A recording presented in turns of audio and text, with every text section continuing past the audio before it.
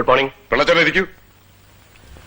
പിള്ളച്ചേട്ടൻ ഇന്നലെ സെക്രട്ടേറിയറ്റിൽ വെച്ച് എന്നോട് ചൂടായപ്പോ ഞാൻ ഒന്നും മിണ്ടാതിരുന്നത് കൂടെ ഒന്ന് രണ്ടുപേരുണ്ടായിരുന്നുകൊണ്ടാണ്.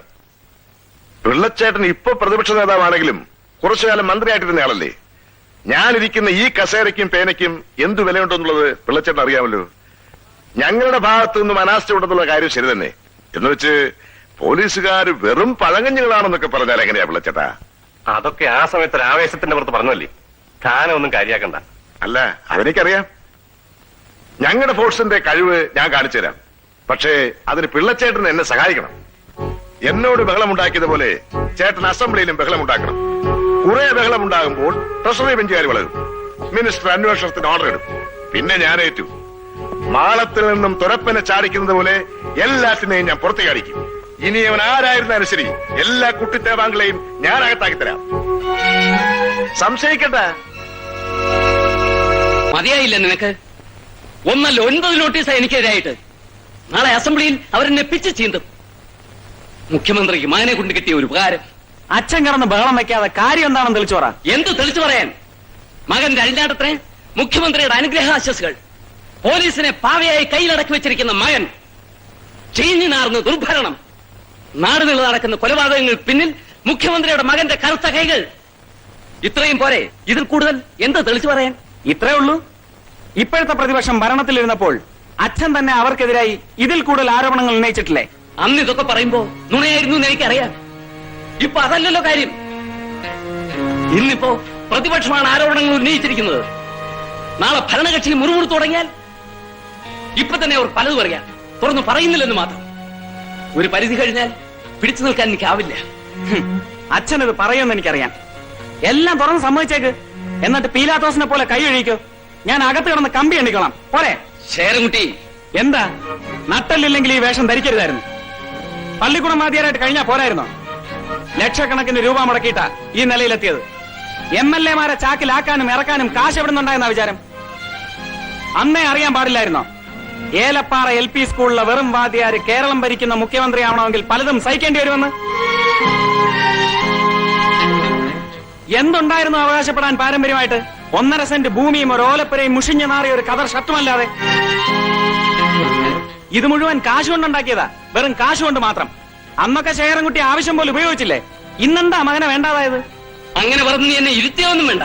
അധികാരത്തിന്റെ സ്വാധീനം നിനക്ക് ആവശ്യമായിരുന്നു. ആയിരുന്നു. എന്താ സംശയം? പിന്നെ മോക്ഷം കിട്ടാനാ ഇഞ്ചിക്കാട്ട് രാമകൃഷ്ണപിള്ളയെ മുഖ്യമന്ത്രിയാക്കാൻ ശേഖരൻകുട്ടി പാടുപെട്ടത്? ശേഖരൻകുട്ടി, സാറിന്റെ പ്രശ്നം എന്താ? നാളെ അസംബ്ലിയിൽ പ്രതിപക്ഷത്തിന്റെ വായ അടയ്ക്കണം. പോരെ? അവരുന്നയിച്ച ആരോപണങ്ങളെ നേരിടാൻ അതിനേക്കാൾ ശക്തിയുള്ള ഒരു ആയുധം സാറിന് വേണം. അത്രയല്ലേ ആവശ്യമുള്ളൂ? അതുണ്ടാവും. ഞാൻ ഉറപ്പുവരുന്നു.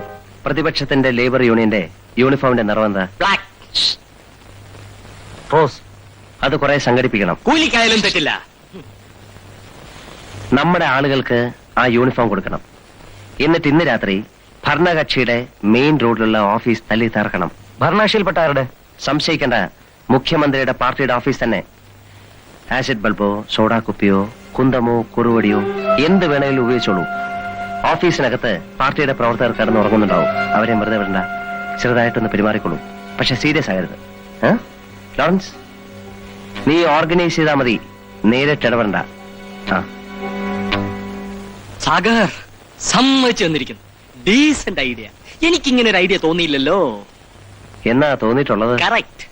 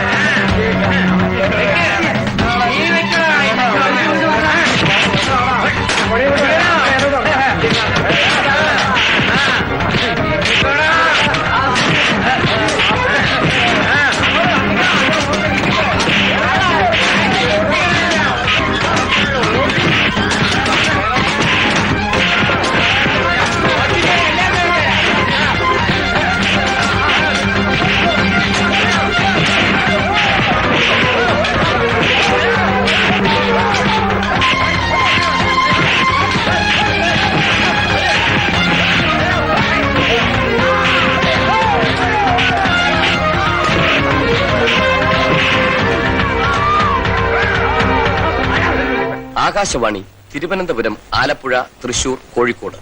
പ്രാദേശിക വാർത്തകൾ വായിക്കുന്നത് ബാലചന്ദ്രൻ. കഴിഞ്ഞ ഒരാഴ്ചക്കാലമായി നടന്നുകൊണ്ടിരുന്ന കേരള നിയമസഭാ സമ്മേളനം ഇന്ന് അനിശ്ചിതകാലത്തേക്ക് പിരിഞ്ഞു.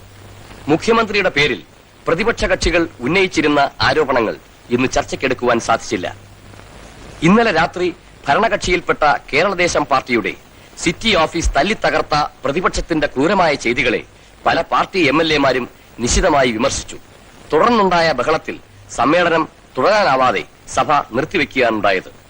പ്രതിപക്ഷ കക്ഷികളുടെ ആരോപണങ്ങളെ ധീരമായി നേരിടാൻ തയ്യാറായി തന്നെ ഇന്ന് നിയമസഭയിലെത്തിയ മുഖ്യമന്ത്രിയെ MLA-മാരും പ്രശംസിക്കുകയുണ്ടായി. രാഷ്ട്രീയം അറബിക്കടലിൽ പിള്ളേച്ച ജയ് ജയ് കേരള ദേശം, ജയ് ജയ് കേരള ദേശം. ഇഞ്ചിക്കാട നേതാവേ, ധീരതയോടെ നയിച്ചോളൂ. ജയ് ജയ് ഇഞ്ചിക്കാടൻ, ജയ് ജയ് ഇഞ്ചിക്കാടൻ. കള്ളാകുള്ള പിള്ളേച്ച,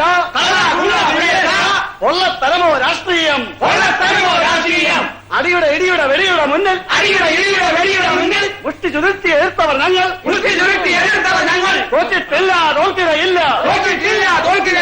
കേരള ദേശം സിന്ദാബാദ്, ഇഞ്ചിക്കാടൻ സിന്ദാബാദ്, ജയ് ജയ് കേരള ദേശം, ജയ് ജയ് കേരള ദേശം, ജയ് ജയ് കേരള ദേശം, ജയ് ജയ് ഇഞ്ചിക്കാടൻ. ഇഞ്ചിക്കാട നേതാവേ, ധീരതയോടെ നയിച്ചോളൂ.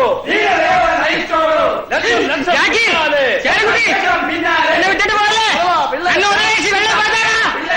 കള്ളാകുള്ള പിള്ളേച്ച, കൊള്ളത്തരമോ രാഷ്ട്രീയം, അടിയുടെ ഇടിയുടെ വെടിയുടെ മുന്നിൽ, മുഷ്ടി ചുരുത്തി എതിർത്തവർ ഞങ്ങൾ, തോറ്റിട്ടില്ല, തോൽക്കുകയില്ല. കേരള ദേശം സിന്ദാബാദ്. കേട്ടില്ലേ? അസംബ്ലിയിൽ ഞാൻ നോട്ടീസ് നൽകിയപ്പോൾ ഇഞ്ചക്കാരൻ എന്തെങ്കിലും വേല കാണിക്കുമെന്ന് എനിക്കറിയാമായിരുന്നു. പക്ഷേ അയാൾ തുറുപ്പുലം തന്നെ ഇറക്കുമെന്ന് ഞാൻ വിചാരിച്ചില്ല. ഇതല്ലാതെ വേറെ എന്തായിരുന്നാലും ശരി, അയാൾ ഇന്ന് വിവരം പറഞ്ഞേ. അതിന് തയ്യാറായാണ് ഞാൻ പോയത്.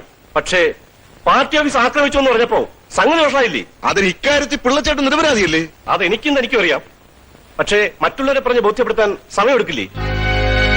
ഞാനീ പറഞ്ഞതൊക്കെ strictly unofficial, of the records. ഞങ്ങളുടെ അനുമാനങ്ങളാണ്, ശരിയാകണമെന്നില്ല. പിന്നെ നിങ്ങളിത് പബ്ലിഷ് ചെയ്യുകയാണെങ്കിൽ അത് നിങ്ങളുടെ റിസ്കിലായിരിക്കണം. അറിയാതെ പോലും ഞങ്ങളുടെ ഡിപ്പാർട്ട്മെന്റിനെ മെൻഷൻ ചെയ്യരുത്. അത് പറയണോ?